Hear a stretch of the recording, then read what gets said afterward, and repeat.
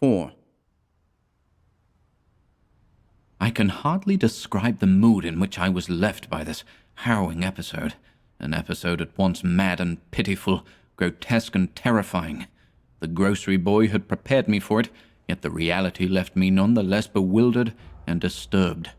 Puerile though the story was, old Zadok's insane earnestness and horror had communicated to me a mounting unrest, which joined with my earlier sense of loathing for the town and its blight of intangible shadow.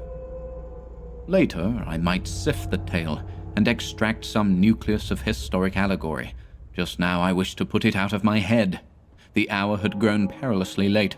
My watch said 7:15, and the Arkham bus left Town Square at 8. So I tried to give my thoughts as neutral and practical a cast as possible, meanwhile walking rapidly through the deserted streets of gaping roofs and leaning houses toward the hotel where I had checked my valise and would find my bus. Though the golden light of late afternoon gave the ancient roofs and decrepit chimneys an air of mystical loveliness and peace, I could not help glancing over my shoulder now and then. I would surely be very glad to get out of malodorous and fear-shadowed Innsmouth, and wish there was some other vehicle than the bus driven by that sinister-looking fellow sergeant. Yet I did not hurry too precipitately, for there were architectural details worth viewing at every silent corner, and I could easily, I calculated, cover the necessary distance in a half hour. Studying the grocery youth's map and seeking a route I had not traversed before, I chose Marsh Street instead of State for my approach to Town Square. Near the corner of Fall Street, I began to see scattered groups of furtive whisperers. When I finally reached the square, I saw that almost all the loiterers were congregated around the door of the Gilman house. It seemed as if many bulging, watery, unwinking eyes looked oddly at me as I claimed my valise in the lobby, and I hoped that none of these unpleasant creatures would be my fellow passengers on the coach. The bus, rather early, rattled in with 3 passengers somewhat before 8, and an evil-looking fellow on the sidewalk muttered a few indistinguishable words to the driver. Sergeant threw out a mailbag and a roll of newspapers and entered the hotel, while the passengers, the same men whom I had seen arriving in Newburyport that morning, shambled to the sidewalk and exchanged some faint guttural words with a loafer in a language I could have sworn was not English. I boarded the empty coach and took the same seat I had taken before, but was hardly settled before Sergeant reappeared and began mumbling in a throaty voice of peculiar repulsiveness. I was, it appeared, in very bad luck. There had been something wrong with the engine, despite the excellent time made from Newburyport, and the bus could not complete the journey to Arkham. No, it could not possibly be repaired that night, nor was there any other way of getting transportation out of Innsmouth, either to Arkham or elsewhere. Sergeant was sorry, but I would have to stop over at the Gilman. Probably the clerk would make the price easy for me, but there was nothing else to do. Almost dazed by this sudden obstacle, and violently dreading the fall of night in this decaying and half-unlighted town, I left the bus and re-entered the hotel lobby, where the sullen, queer-looking night clerk told me I could have room 428 on next the top floor, large, but without running water, for $1. Despite what I had heard of this hotel in Newburyport, I signed the register, paid my $1, let the clerk take my valise, and followed that sour, solitary attendant up 3 creaking flights of stairs, past dusty corridors which seemed wholly devoid of life. My room, a dismal rear one with 2 windows and bare, cheap furnishings, overlooked a dingy courtyard, otherwise hemmed in by low, deserted brick blocks, and commanded a view of decrepit westward-stretching roofs with a marshy countryside beyond. At the end of the corridor was a bathroom, a discouraging relic with ancient marble bowl, tin tub, faint electric light, and musty wooden paneling around all the plumbing fixtures. It being still daylight, I descended to the square and looked around for a dinner of some sort, noticing as I did so the strange glances I received from the unwholesome loafers. Since the grocery was closed, I was forced to patronize the restaurant I had shunned before, a stooped, narrow-headed man with staring, unwinking eyes, and a flat-nosed wench with unbelievably thick, clumsy hands being in attendance. The service was of the counter type, and it relieved me to find that much was evidently served from cans and packages. A bowl of vegetable soup with crackers was enough for me, and I soon headed back for my cheerless room at the Gilman, getting an evening paper and a fly-specked magazine from the evil-visaged clerk at the rickety stand beside his desk. As twilight deepened, I turned on the one feeble electric bulb over the cheap, iron-framed bed and tried, as best I could, to continue the reading I had begun. I felt it advisable to keep my mind wholesomely occupied, for it would not do to brood over the abnormalities of this ancient, black-shadowed town while I was still within its borders. The insane yarn I had heard from the aged drunkard did not promise very pleasant dreams, and I felt I must keep the image of his wild, watery eyes as far as possible from my imagination. Also, I must not dwell on what that factory inspector had told the Newburyport ticket agent about the Gilman house and the voices of its nocturnal tenants, not on that, nor on the face beneath the tiara in the black church doorway, the face for whose horror my conscious mind could not account. It would perhaps have been easier to keep my thoughts from disturbing topics had the room not been so gruesomely musty. As it was, the lethal mustiness blended hideously with the town's general fishy odor and persistently focused one's fancy on death and decay. Another thing that disturbed me was the absence of a bolt on the door of my room. One had been there, as marks clearly shewed, but there were signs of recent removal. No doubt it had become out of order, like so many other things in this decrepit edifice. In my nervousness, I looked around and discovered a bolt on the clothes press, which seemed to be of the same size, judging from the marks, as the one formerly on the door. To gain a partial relief from the general tension, I busied myself by transferring this hardware to the vacant place with the aid of a handy 3-in-1 device including a screwdriver, which I kept on my keyring. The bolt fitted perfectly, and I was somewhat relieved when I knew that I could shoot it firmly upon retiring. Not that I had any real apprehension of its need, but that any symbol of security was welcome in an environment of this kind. There were adequate bolts on the 2 lateral doors to connecting rooms, and these I proceeded to fasten. I did not undress, but decided to read till I was sleepy, and then lie down with only my coat, collar, and shoes off. Taking a pocket flashlight from my valise, I placed it in my trousers, so that I could read my watch if I woke up later in the dark. Drowsiness, however, did not come, and when I stopped to analyze my thoughts, I found to my disquiet that I was really unconsciously listening for something which I dreaded but could not name. That inspector's story must have worked on my imagination more deeply than I had suspected. Again I tried to read, but found that I made no progress. After a time, I seemed to hear the stairs and corridors creak at intervals, as if with footsteps, and wondered if the other rooms were beginning to fill up.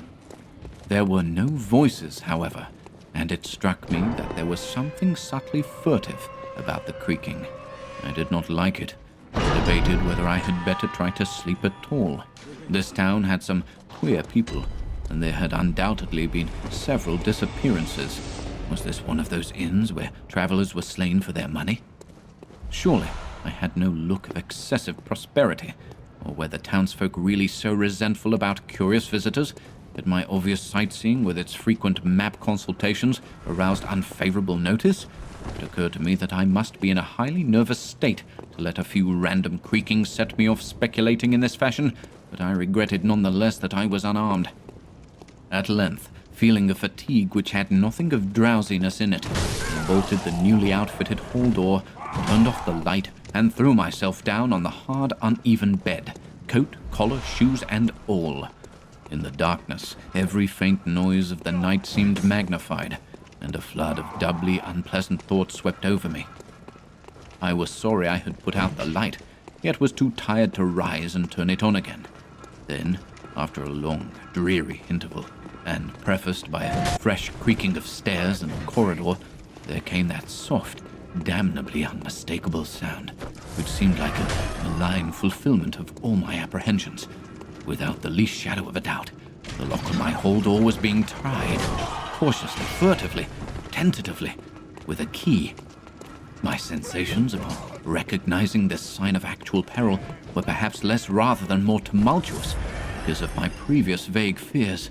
I had been, albeit without definite reason, instinctively on my guard, and that was to my advantage in the new and real crisis, whatever it might turn out to be.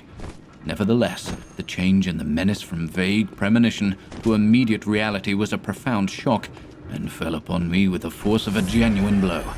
It never once occurred to me that the fumbling might be a mere mistake. Malign purpose was all I could think of, and I kept deathly quiet, awaiting the would-be intruder's next move. After a time, the cautious rattling ceased, and I heard the room to the north entered with a pass key. Then the lock of the connecting door to my room was softly tried. The bolt held, of course, and I heard the floor creak as the prowler left the room. After a moment there came another soft rattling, and I knew that the room to the south of me was being entered. Again, a furtive trying of a bolted connecting door, and again a receding creaking. This time the creaking went along the hall and down the stairs, so I knew that the prowler had realized the bolted condition of my doors and was giving up his attempt for a greater or lesser time, as the future would shew. The readiness with which I fell into a plan of action proves that I must have been subconsciously fearing some menace and considering possible avenues of escape for hours. From the first I felt that the unseen fumbler meant a danger not to be met or dealt with, but only to be fled from as precipitately as possible. The one thing to do was to get out of that hotel alive as quickly as I could, and through some channel other than the front stairs and lobby. Rising softly and throwing my flashlight on the switch, I sought to light the bulb over my bed in order to choose and pocket some belongings for a swift, valiseless flight. Nothing, however, happened, and I saw that the power had been cut off. Clearly, some cryptic, evil movement was afoot on a large scale. Just what, I could not say. As I stood pondering with my hand on the now useless switch, I heard a muffled creaking on the floor below, and thought I could barely distinguish voices in conversation. A moment later, I felt less sure that the deeper sounds were voices, since the apparent hoarse barkings and loose-syllabled croakings bore so little resemblance to recognized human speech. Then I thought with renewed force of what the factory inspector had heard in the night in this moldering, pestilential building. Having filled my pockets with the flashlight's aid, I put on my hat and tiptoed to the windows to consider chances of descent. Despite the state's safety regulations, there was no fire escape on this side of the hotel, and I saw that my windows commanded only a sheer 3-story drop to the cobbled courtyard. On the right and left, however, some ancient brick business blocks abutted on the hotel, their slant roofs coming up to a reasonable jumping distance from my 4th-story level. To reach either of these lines of buildings, I would have to be in a room 2 doors from my own, in one case on the north and in the other case on the south, and my mind instantly set to work calculating what chances I had of making the transfer. I could not, I decided, risk an emergence into the corridor, where my footsteps would surely be heard, and where the difficulties of entering the desired room would be insuperable. My progress, if it was to be made at all, would have to be through the less solidly built connecting doors of the rooms, the locks and bolts of which I would have to force violently, using my shoulder as a battering ram whenever they were set against me. This, I thought, would be possible owing to the rickety nature of the house and its fixtures, but I realized I could not do it noiselessly. I would have to count on sheer speed, and the chance of getting to a window before any hostile forces became coordinated enough to open the right door toward me with a passkey. My own outer door I reinforced by pushing the bureau against it, little by little, in order to make a minimum of sound. I perceived that my chances were very slender, and was fully prepared for any calamity. Even getting to another roof would not solve the problem, for there would then remain the task of reaching the ground and escaping from the town. One thing in my favor was the deserted and ruinous state of the abutting buildings, and the number of skylights gaping blackly open in each row. Gathering from the grocery boy's map that the best route out of town was southward, I glanced first at the connecting door on the south side of the room. It was designed to open in my direction, Hence I saw, after drawing the bolt and finding other fastenings in place, it was not a favorable one for forcing. Accordingly, abandoning it as a route, I cautiously moved the bedstead against it to hamper any attack which might be made on it later from the next room. The door on the north was hung to open away from me, and this, though a test proved it to be locked or bolted from the other side, I knew must be my route. If I could gain the roofs of the buildings in Payne Street and descend successfully to the ground level, I might perhaps dart through the courtyard and the adjacent or opposite buildings to Washington or Bates, or else emerge in Payne and edge around southward into Washington. In any case, I would aim to strike Washington somehow and get quickly out of the town square region. My preference would be to avoid Payne, since the fire station there might be open all night. As I thought of these things, I looked out over the squalid sea of decaying roofs below me, now brightened by the beams of a moon, not much past full. On the right, the black gash of the river gorge clove the panorama, abandoned factories and railway station clinging barnacle-like to its side. Beyond it, the rusted railway and the Rowley Road led off through a flat, marshy terrain, dotted with islets of higher and drier scrub-grown land. On the left, the creek-threaded countryside was nearer, a narrow road to Ipswich gleaming white in the moonlight. I could not see from my side of the hotel the southward route toward Arkham, which I had determined to take. I was irresolutely speculating on when I had better attack the northward door, and on how I could least audibly manage it, when I noticed that the vague noises underfoot had given place to a fresh and heavier creaking of the stairs. A wavering flicker of light shooed through my transom, and the boards of the corridor began to groan with a ponderous load. Muffled sounds of possible vocal origin approached, and at length a firm knock came at my outer door. For a moment I simply held my breath and waited. Eternity seemed to elapse, and the nauseous, fishy odor of my environment seemed to mount suddenly and spectacularly. Then the knocking was repeated, continuously, and with growing insistence. I knew that the time for action had come, and forthwith drew the bolt of the northward connecting door, bracing myself for the task of battering it open. The knocking waxed louder, and I hoped that its volume would cover the sound of my efforts. At last, beginning my attempt, I lunged again and again at the thin paneling with my left shoulder, heedless of shock or pain. The door resisted even more than I had expected, but I did not give in, and all the while the clamor at the outer door increased. Finally, the connecting door gave, but with such a crash that I knew those outside must have heard. Instantly, the outside knocking became a violent battering, while keys sounded ominously in the hall doors of the rooms on both sides of me. Rushing through the newly opened connection, I succeeded in bolting the northerly hall door before the lock could be turned, but even as I did so, I heard the hall door of the third room, the one from whose window I had hoped to reach the roof below, being tried with a passkey. For an instant, I felt absolute despair, since my trapping in a chamber with no window egress seemed complete. A wave of almost abnormal horror swept over me, and invested with a terrible but unexplainable singularity the flashlight glimpsed dust prints made by the intruder who had lately tried my door from this room. Then, with a dazed automatism which persisted despite hopelessness, I made for the next connecting door and performed the blind motion of pushing at it in an effort to get through, and, granting that fastenings might be as providentially intact as in this second room, bolt the whole door beyond before the lock could be turned from outside. Sheer fortunate chance gave me my reprieve, for the connecting door before me was not only unlocked, but actually ajar. In a second I was through, and had my right knee and shoulder against the hall door, which was visibly opening inward. My pressure took the opener off guard, for the thing shut as I pushed, so that I could slip the well-conditioned bolt as I had done with the other door. As I gained this respite, I heard the battering at the two other doors abate, while a confused clatter came from the connecting door I had shielded with the bedstead. Evidently, the bulk of my assailants had entered the southerly room and were massing in a lateral attack. But at the same moment, a passkey sounded in the next door to the north, and I knew that a nearer peril was at hand.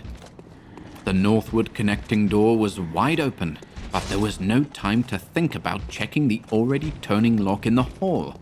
All I could do was to shut and bolt the open connecting door, as well as its mate on the opposite side, pushing a bedstead against the one and a bureau against the other, and moving a washstand in front of the hall door. I saw, trust to such makeshift barriers to shield me till I could get out the window and on the roof of the Payne Street block. But even in this acute moment, my chief horror was something apart from the immediate weakness of my defenses. I was shuddering because not one of my pursuers, despite some hideous pantings, gruntings, and subdued barkings at odd intervals, was uttering an unmuffled or intelligible vocal sound. As I moved the furniture and rushed toward the windows, I heard a frightful scurrying along the corridor toward the room north of me, and perceived that the southward battering had ceased. Plainly, most of my opponents were about to concentrate against the feeble connecting door, which they knew must open directly on me. Outside, the moon played on the ridgepole of the block below, and I saw that the jump would be desperately hazardous because of the steep surface on which I must land. Surveying the conditions, I chose the more southerly of the two windows as my avenue of escape, planning to land on the inner slope of the roof and make for the nearest skylight. Once inside one of the decrepit brick structures, I would have to reckon with pursuit, but I hoped to descend and dodge in and out of yawning doorways along the shadowed courtyard, eventually getting to Washington Street and slipping out of town toward the south. The clatter at the northerly connecting door was now terrific, and I saw that the weak paneling was beginning to splinter. Obviously, the besiegers had brought some ponderous object into play as a battering ram. The bedstead, however, still held firm, so that I had at least a faint chance of making good my escape. As I opened the window, I noticed that it was flanked by heavy velour draperies, suspended from a pole by brass rings, and also that there was a large projecting catch for the shutters on the exterior. Seeing a possible means of avoiding the dangerous jump, I yanked at the hangings and brought them down, pole and all, then quickly hooking two of the rings in the shutter catch and flinging the drapery outside. The heavy folds reached fully to the abutting roof, and I saw that the rings and catch would be likely to bear my weight. So, climbing out at the window and down the improvised rope ladder, I left behind me forever the morbid and horror-infested fabric of the Gilman house. I landed safely on the loose slates of the steep roof and succeeded in gaining the gaping black skylight without a slip.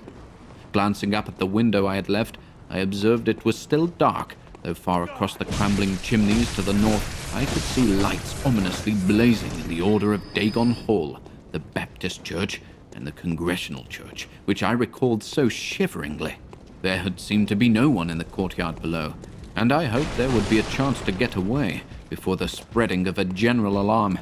Flashing my pocket lamp into the skylight, I saw that there were no steps down.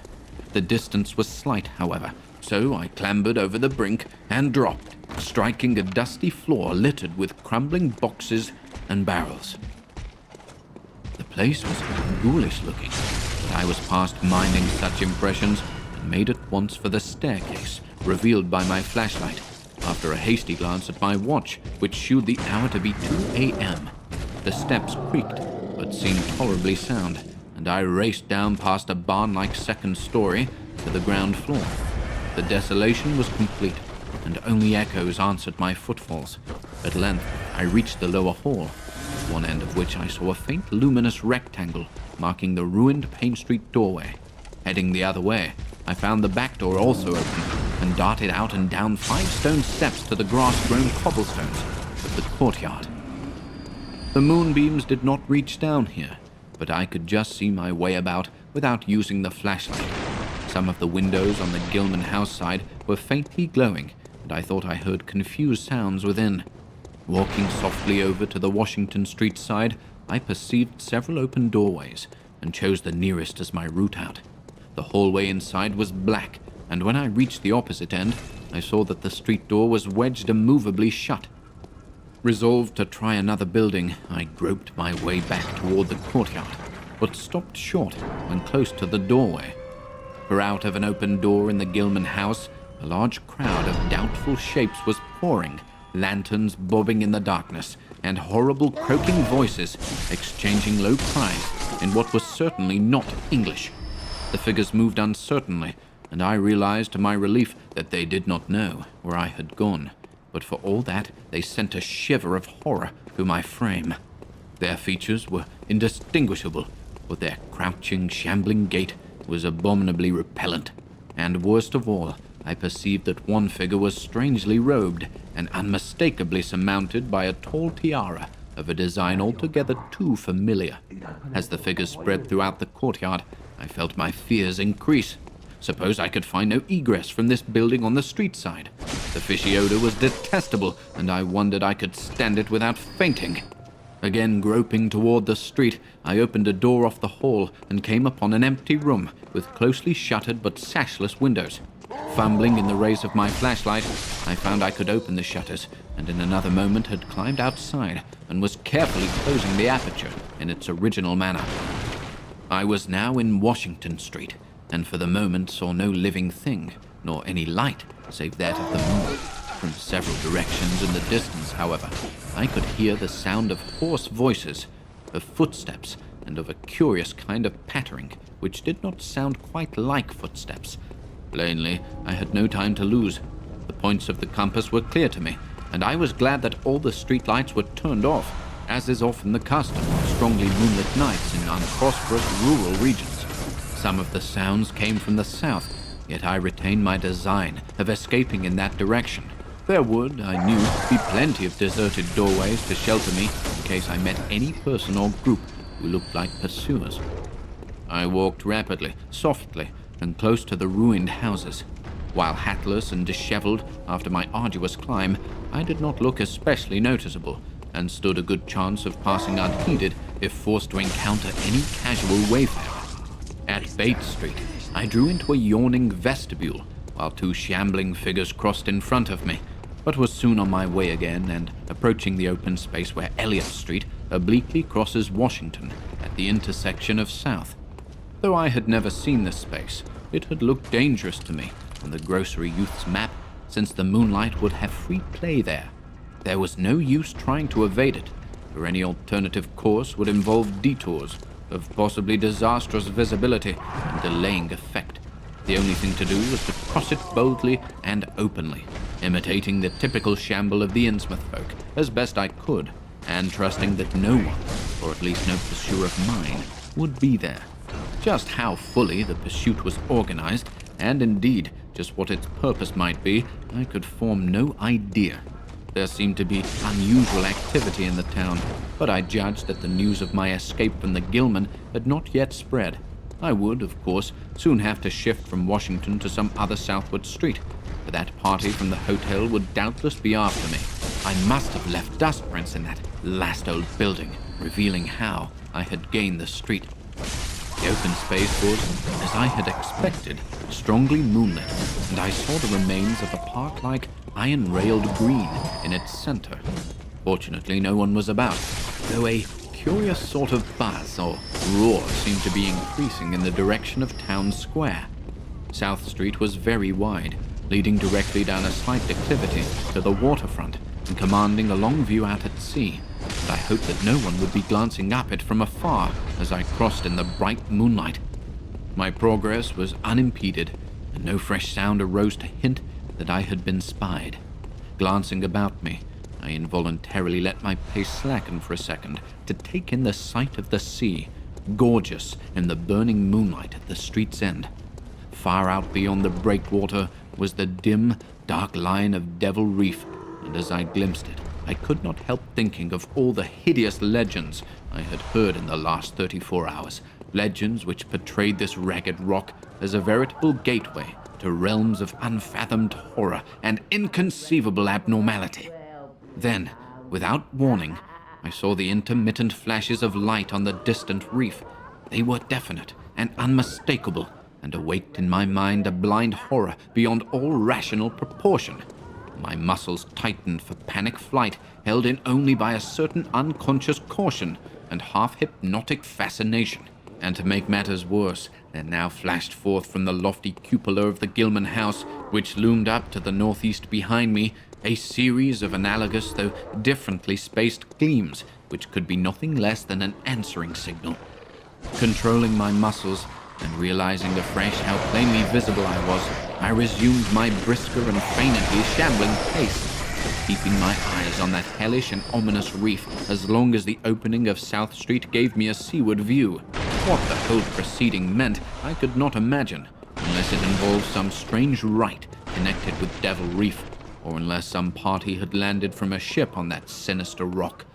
I now bent to the left around the ruinous green, still gazing toward the ocean as it blazed in the spectral summer moonlight, and watched the cryptical flashing of those nameless, unexplainable beacons.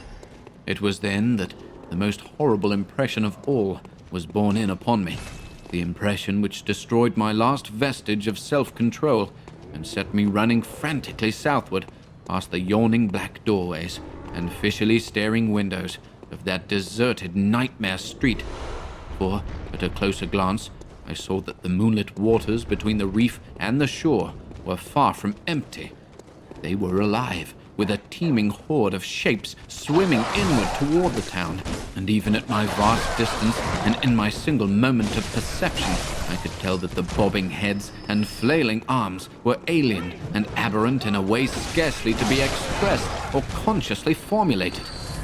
My frantic running ceased before I had covered a block, for at my left I began to hear something like the hue and cry of organized pursuit. There were footsteps and guttural sounds, and a rattling motor wheezed south along Federal Street. In a second, all my plans were utterly changed, for if the southward highway were blocked ahead of me, I must clearly find another egress from Innsmouth. I paused and drew into a gaping doorway, reflecting how lucky I was to have left the moonlit open space before these pursuers came down the parallel street. A second reflection was less comforting. Since the pursuit was down another street, it was plain that the party was not following me directly. It had not seen me, but was simply obeying a general plan of cutting off my escape. This, however, implied that all roads leading out of Innsmouth were similarly patrolled, for the denizens could not have known what route I intended to take. If this were so, I would have to make my retreat across country, away from any road. But how could I do that in view of the marshy and creek-riddled nature of all the surrounding region? For a moment, my brain reeled, both from sheer hopelessness and from a rapid increase in the omnipresent fishy odor. Then I thought of the abandoned railway to Rowley, whose solid line of ballasted, weed-grown earth still stretched off to the northwest from the crumbling station on the edge of the river gorge. There was just a chance that the townsfolk would not think of that, since its briar-choked desertion made it half impassable and the unlikeliest of all avenues for a fugitive to choose. I had seen it clearly from my hotel window and knew about how it lay. Most of its earlier length was uncomfortably visible from the Rowley Road and from high places in the town itself, but one could perhaps crawl inconspicuously through the undergrowth. At any rate, it would form my only chance of deliverance, and there was nothing to do but try it. Drawing inside the hall of my deserted shelter, I once more consulted the grocery boy's map with the aid of the flashlight.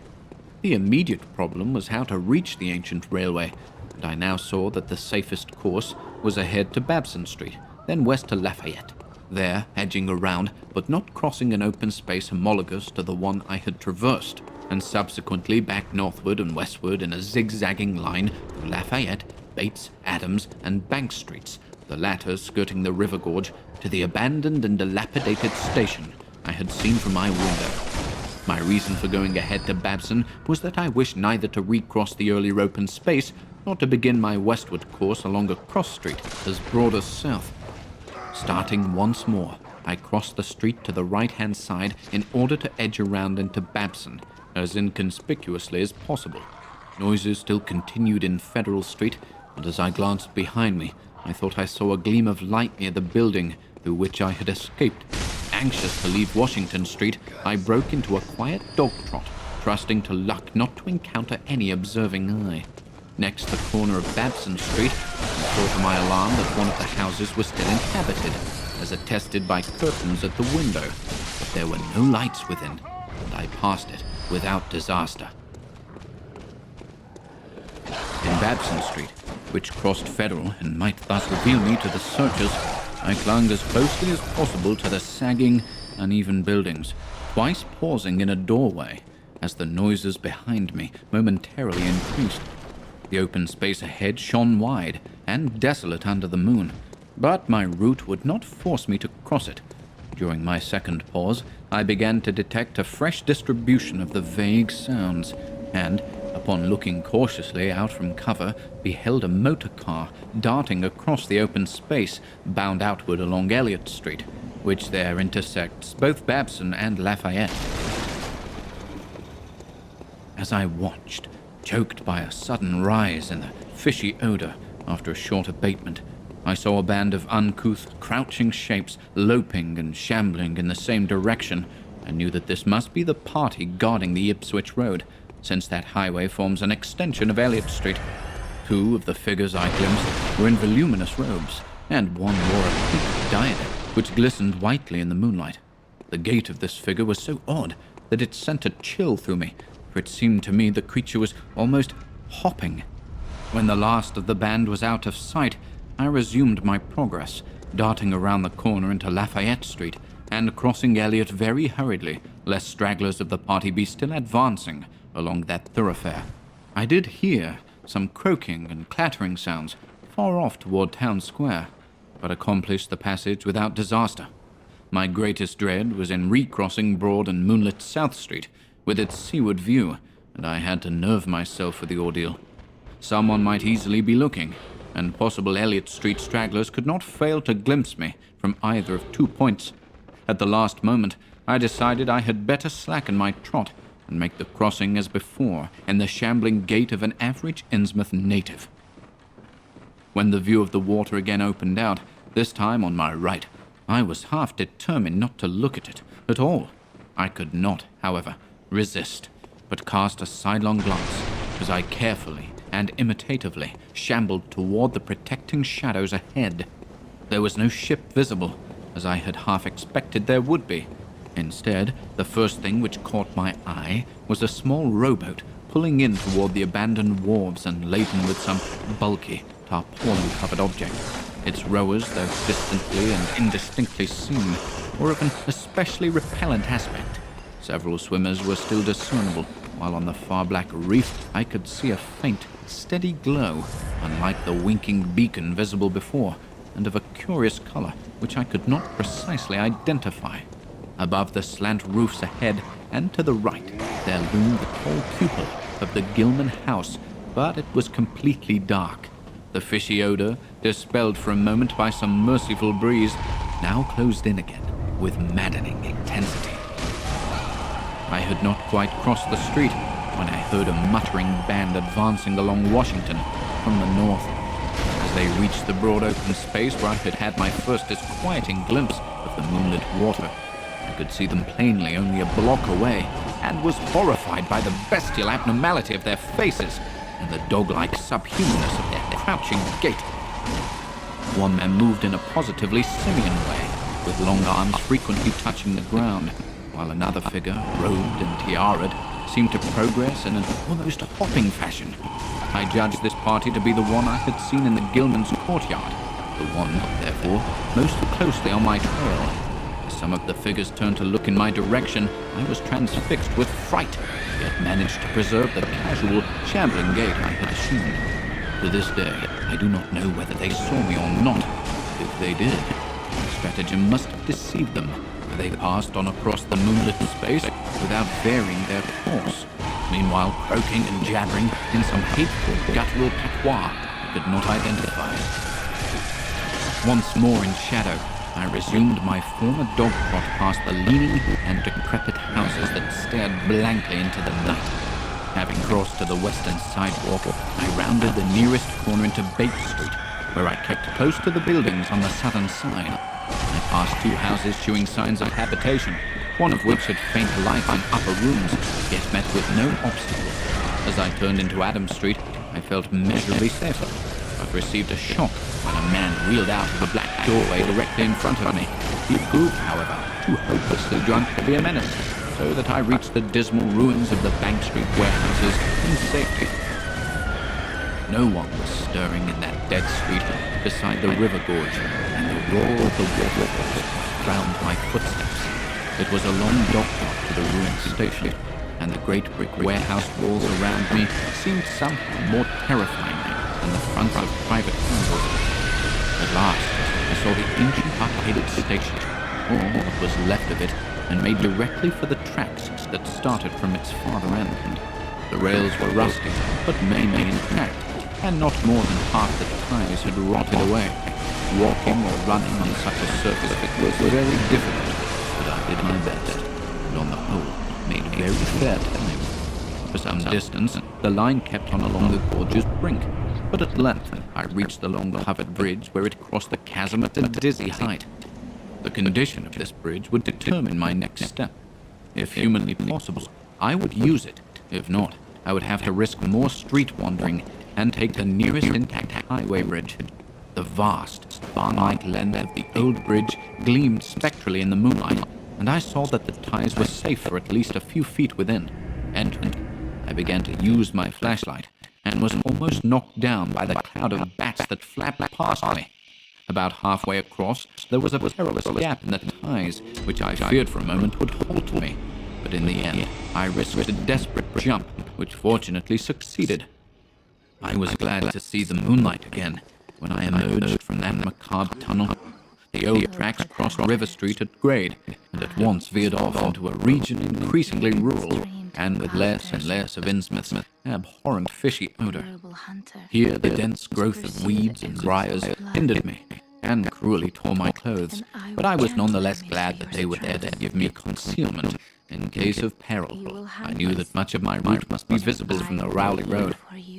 The marshy region began very shortly, with a single track on a low, grassy embankment, where the weedy growth was somewhat thinner. Then came a sort of island of higher ground, where the line passed through a shallow open cut, choked with bushes and brambles. I was very glad of this partial shelter, since at this point the Rowley Road was uncomfortably near, according to my window view. At the end of the cut, it would cross the track and swerve off to a safer distance, but meanwhile, I must be exceedingly careful. I was by this time thankfully certain that the railway itself was not patrolled. Just before entering the cut, I glanced behind me, but saw no pursuer. The ancient spires and roofs of decaying Innsmouth gleamed lovely and ethereal in the magic yellow moonlight, and I thought of how they must have looked in the old days before the shadow fell. Then, as my gaze circled inland from the town, something less tranquil arrested my notice and held me immobile for a second. What I saw, or fancied I saw, was a disturbing suggestion of undulating motion far to the south, a suggestion which made me conclude that a very large horde must be pouring out of the city along the level Ipswich Road. The distance was great, and I could distinguish nothing in detail, but I did not at all like the look of that moving column. It undulated too much, and glistened too brightly in the rays of the now westering moon. There was a suggestion of sound, too, though the wind was blowing the other way. A suggestion of bestial scraping and bellowing, even worse than the muttering of the parties I had lately overheard. All sorts of unpleasant conjectures crossed my mind. I thought of those very extreme Innsmouth types, said to be hidden in crumbling, centuried warrens near the waterfront. I thought, too, of those nameless swimmers I had seen, counting the parties so far glimpsed, as well as those presumably covering other roads. The number of my pursuers must be strangely large for a town as depopulated as Innsmouth. Whence could come the dense personnel of such a column as I now beheld? Did those ancient unplumbed warrens teem with a twisted and catalogued and suspected life? Or had some ship indeed landed a legion of unknown outsiders on that hellish reef? Who were they? Why were they there? And if such a column of them was scouring the Ipswich Road, would the patrols on the other roads likewise want to? I had entered the brush-grown cut, and was struggling along at a very slow pace, when that damnable fishy odor again waxed dominant. Had the wind suddenly changed eastward, so that it blew in from the sea and over the town? It must have. I concluded, since I now began to hear shocking guttural murmurs from that hitherto silent direction. There was another sound too, a kind of wholesale, colossal flopping, pattering, which somehow called up images of the most detestable sort. It made me think logically of that unpleasantly undulating column on the far off Ipswich Road. And then both stench and sounds grew stronger, so that I paused shivering and grateful for the cat's protection. It was here, I recalled, the Rowley Road was so close to the old railway before crossing to Westway, and I diverged. Something was coming along that road, and I must lie low till its passage and vanished in the distance. Have these creatures employed no dogs for tracking, though perhaps that would have been possible amidst the omnipresent regional load. Crouched in the bushes of that sandy cleft, I felt reasonably safe, even though I knew the searchers would have to cross the track in front of me, much more than 100 yards away. I would be able to see them, but they did not know, except by a miracle. See me. All at once, I began ready to look as they passed. I saw the close moonlit space where they would surge by, and had curious thoughts about the irredeemable illusion of that space. They would perhaps be the worst of all Innsmouth heights. Something one would not care to remember. The stench waxed overpowering, and the noises swelled to a bestial level of croaking, baying, and barking, without the least suggestion of human reach. With easy voices of my pursuers, that they had dogs after all. So far, I had seen none of the lower animals in Innsmouth. That flopping or pattering was monstrous. I could not look upon the degenerate creatures responsible for it. I would keep my eyes shut till the sound proceeded toward the west. The horde was very close. The airfowl with their hoarse snarls, and the ground was shaking with their rhythm footfalls. My breath nearly ceased to come, and I would have taken some will into the task of holding my eyelids down. I am not yet willing to say whether what followed was a hideous actuality or only a nightmare hallucination. The later action of government, after my friend appeals, would tend to confirm it as a monstrous truth. Would no hallucination and repeated under the hypnotic spell of that ancient haunted shadowed town. Such places have strange properties, and their legacy of insane legend might well have acted on more than one human imagination amidst those dead, stench-cursed streets and huddles of rotting groups surrounding peoples. Is it not possible that the germ of an actual contagious madness lurks in the depths of shadow over Innsmouth? Who can be sure of reality after hearing things like the tale of Zadok Allen? The government men never found was Zadok, and have no conjectures may make as what became of him. Where does the madness leave off from reality begin? Is it possible that even my latest fear is sheer delusion? But I must try to tell what I saw that night under the mocking yellow moon. Also surging and hopping down the Rowley Road in plain sight in front of me, as I crouched among wild brambles that desolate railway cut. Of course, my resolution to keep my eyes shut had failed. It was doomed failure. But who could crouch blindly while a legion of croaking, baying entities of unknown source flopped your voice past, scarcely more than 100 yards away? I thought that I was prepared for the worst. Really all of them, considered what I had seen before. My other pursuers had been perfectly abnormal, so should not have been ready to face strengthening the abnormal element, the look upon forms in which there was no mixture nor normal at all. I did not allow my eyes until the rock examining came loudly from my point obviously straight ahead. And then I knew that the long section must be plainly in sight. The size of the cut flattened out, the road crossed the track. I no longer keep myself from stamping on that rearing yellow might touch a shoe. It was the end. Whatever remains to me of life on the surface of this earth, of every vestige of mental peace and confidence in the integrity of nature and the human mind. Nothing I could have imagined. Nothing. Even I could have had a credited Zadok crazy tale in those this way would be in any way comparable to the demoniac, blasphemous reality that I saw, or believe I saw. I have tried to hint at what it was into the postponed horror, writing it down boldly. Can it be possible that the planet has actually spawned such things that human eyes have truly seen as objective flesh? What man has hitherto known in fantasy, continuous legend?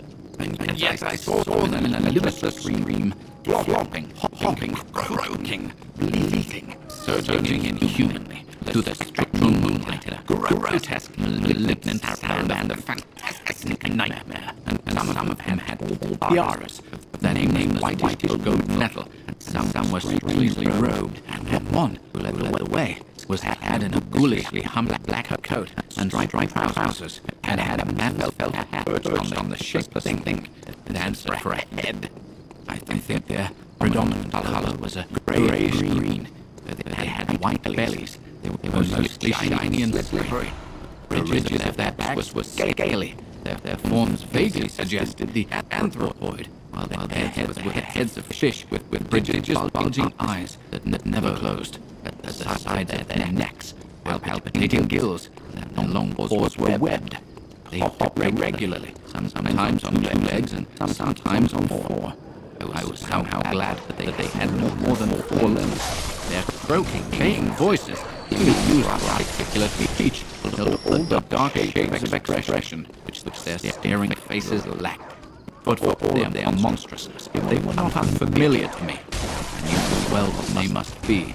Was not their EVR at Newport still fresh? They were the blasphemous fishhawks of their nameless design, living and horrible. As I saw them, I knew also of what that humped tiarat priest in the black church basement had so fearsomely reminded me. And number was past guessing. It seemed to me that there were limitless swarms of them. So my momentary glimpse could have shown only the least fraction. And in another instant, everything was blotted out by a merciful fit of fainting, the first I had ever had.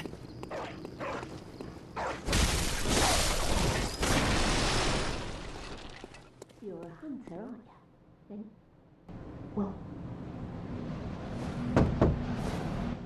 I've heard of. Well, if you hunters got off, you're obligated to what they be. Are you going to tell me? Yeah, good friend. Go on. Right, go on.